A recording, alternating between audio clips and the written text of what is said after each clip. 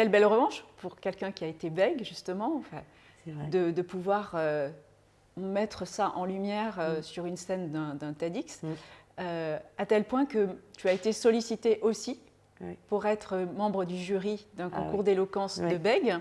J'aimerais que tu me racontes cette histoire, parce que comment tu as vécu le fait d'être toi-même bègue, qui s'est guéri, entre guillemets, de son bégaiement. Comment tu as vécu ce concours d'éloquence de ces personnes qui sont toujours bègues? Et elle m'a proposé de devenir membre du jury pour la demi-finale de ce concours. Et ce jour-là, je suis arrivée dans un monde exclusivement de bègues. Et je me suis naturellement remise à bégayer.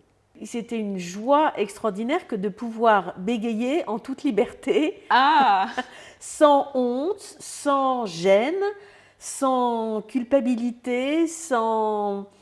J'étais libre de bégayer comme je le voulais et j'étais en interaction avec des personnes qui bégayaient quand elles le devaient. Et moi, pareil, j'ai eu l'impression de retrouver une famille.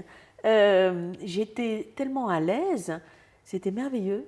Et tu pouvais identifier chez les personnes qui étaient bègues en face de toi où étaient les blocages? Parce que tu me disais en aparté qu'effectivement, on peut identifier d'où vient le blocage. Est-ce que ça vient de la colonne? Est-ce que ça vient... Enfin voilà, quand la parole est bloquée, qu'elle ne veut pas sortir, ça vient d'où? Que pendant toutes ces années d'enfance où je ne parlais pas, eh bien, je ne m'occupais donc pas de la parole des gens. Ça ne m'intéressait pas. Donc en fait, j'étais en observation. J'étais en observation de ces gens qui s'exprimaient devant moi, mais je me fichais des mots, encore une fois.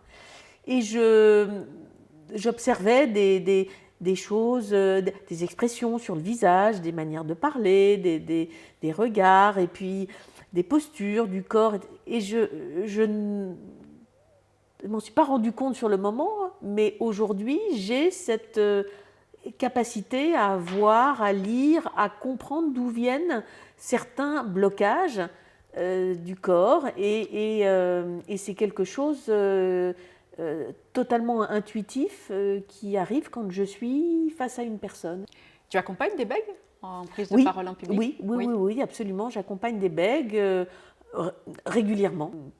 Ce n'est pas une baguette magique, c'est-à-dire que ça ne marche pas à tous les coups, mais il y a beaucoup de personnes que j'ai pu aider parce que la mise en mouvement est quelque chose qui... Ça a fonctionné chez moi, donc je sais le transmettre.